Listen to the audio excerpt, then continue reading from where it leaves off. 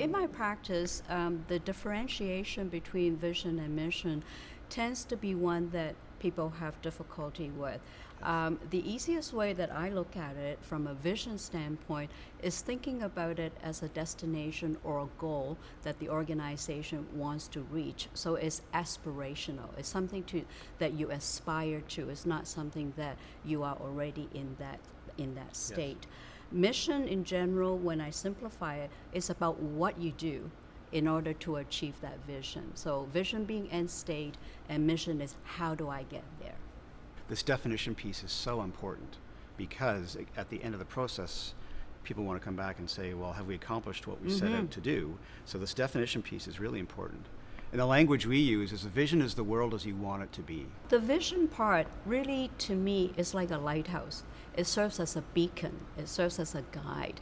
And it also serves as a point where you can galvanize all the different communities towards the same goal. So if the people who are engaged in the planning process have the agreement as to what is that end goal, then the rest of the process will be much easier, because that becomes really kind of the guiding light, as we would call it. I agree with all that, and I think the definition piece up front is part of that accountability. We're not just running through this mission, vision, value exercise for the sake of doing it. It's here to help guide and grow our organization, right, whatever that organization is.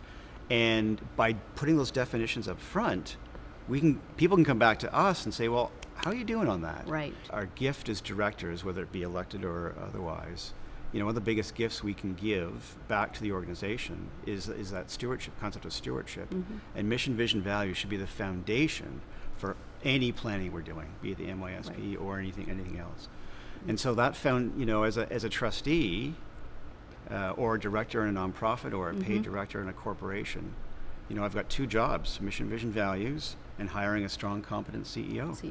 The two things that also differentiate from a trustee standpoint is that the mission of the organization does not change a lot over time, because this is your foundation. It is the core of what you do. So if I see an organization with a mission that changes from a language standpoint drastically, it tells me something about they're not really on the same page. Vision, you want to actually every few years understand and maybe just tweak it just a little bit and up your game a little bit more. I think that's a really good point, Helen, if I can, that the length, when you do see a storybook for a vision or mission, you do wonder if the organization's taken the time and the courage and the leadership to really focus in on what they want, right? And a mission, vision, values is the opportunity to be just hyper-focused on what we believe and what we want to accomplish. It's kind of the essence, right? And so the getting it down short, sweet, and tight, it's incredibly hard. Very hard. And so important.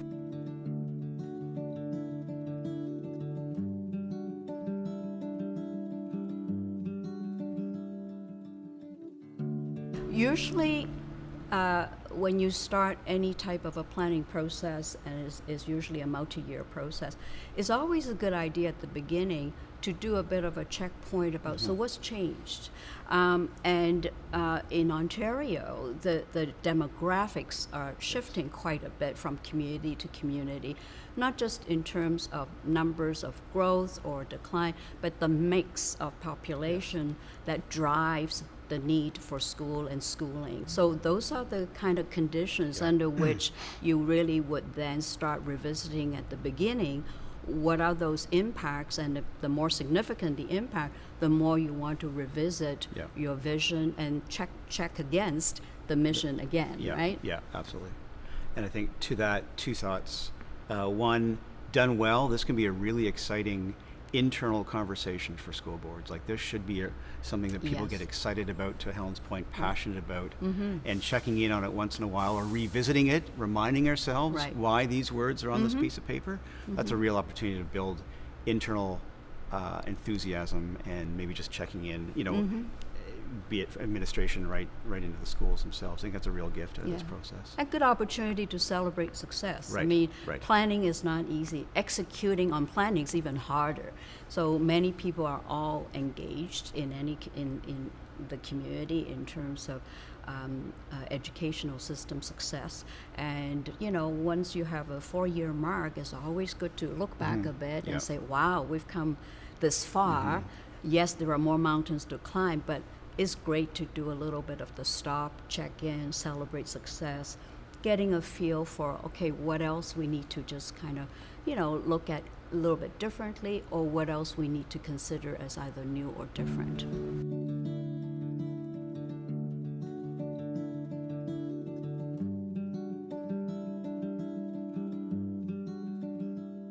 I'm glad you brought that up, because that's kind of where I was going with this conversation. Is this check-in is an opportunity, to Helen's point again, around understanding how our community's changed, right? And as a school board, we're serving a very diverse community, geographically or otherwise. And I think that this idea of equity is something that most boards, it's probably fair to say, haven't built into their planning as of yet, because it's new. But this will be one of those external factors that I, as a trustee or a director, I'm going to say, you know what, this is new. This is one of those ideas that we need to bring in, concepts we need to bring into the conversation to make sure that our mission, vision, values, and our plan is truly relevant to our community. So from my practice, equity and inclusion now is fully embedded into both values, people's thinking, making sure the voices, diverse voices are included into the process.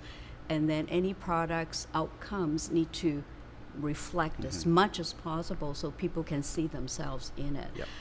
So in the past, some of the practices have been, we've done everything. Now then we look at equity and see if, you know, we've done that. And the big change now is actually having equity front and center and included into everything, and not think about it as an afterthought. We need to keep in mind about how equity is embedded into what you do, how you do it, and then also in terms of the outcomes and the results that would reflect that, you know, all of the different types of communities that we raise. So equity in this day and age now is a much more inclusive concept. It is about including the huge range of diversity rather than separating different, celebrating, you know, differences.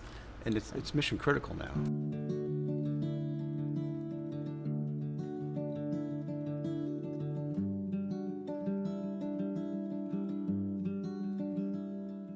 Trustee, know thyself, right? Like what do we believe in as a school board, right? What is important to us? What value do we bring back to our communities? You know, how are we empowering young minds for the future? You're going to find something there that we're not going to be able to. The gift, I think, of education and our school boards today is that we can have profound impact on our community in the future. Like really, what an honor it is to serve as a trustee of a board, knowing that you're steering resources, human and otherwise, to lighten minds for the future. Somewhere in there, we can find a way to connect with lots of people. I really do think that, and my job may not be to. We may not find the language in our mission, vision, values that speaks to everybody in our community, but there'll be something that we can all gravitate around. I think as trustees, their role automatically represent a particular constituency anyways. It's geographic, but within that geography of that representation, a trustee would normally be exposed to a very, very wide range of stakeholders who will not always share exactly the same issues, challenges, and so on. So the role of the trustee, in my view, is one, to just make sure that you do a lot of active listening, and number two, provide opportunities for people to be engaged, to have that kind of dialogue and debate.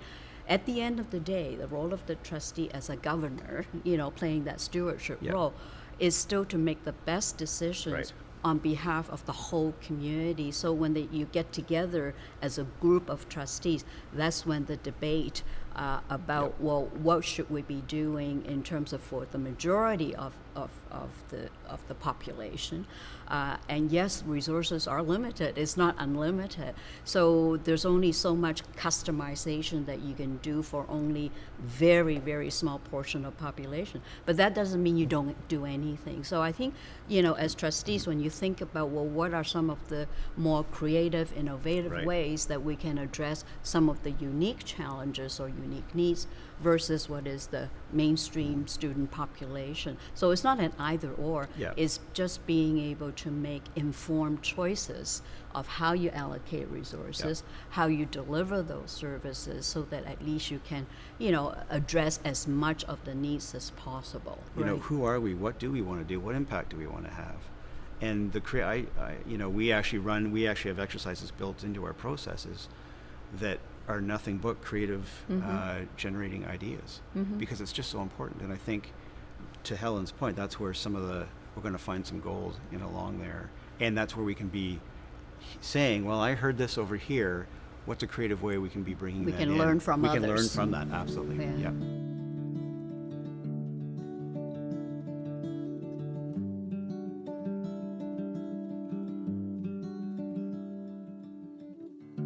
So once we've got it on paper and we're ready to roll it out, the question we want to be asking is, well, what's in it? What's in it for me? When people receive this new language from us or updated, we want to be asking ourselves. They're going to be asking themselves, what's in it for me? How is this going to change my role Right. as someone in administration, as a principal, as a teacher, as a student, as a parent? What value is this plan going to bring back to this unique role that I play in the school board? For me, making vision and mission come alive is very important. It cannot just be the placement. Here's our sign. It's up here and it's on the wall of some conference room that nobody ever goes to. It has to be a living document, being used all the time to guide decision making, to guide town halls, to guide community conversations, so that people see it as being constantly used and being in that dialogue and conversation.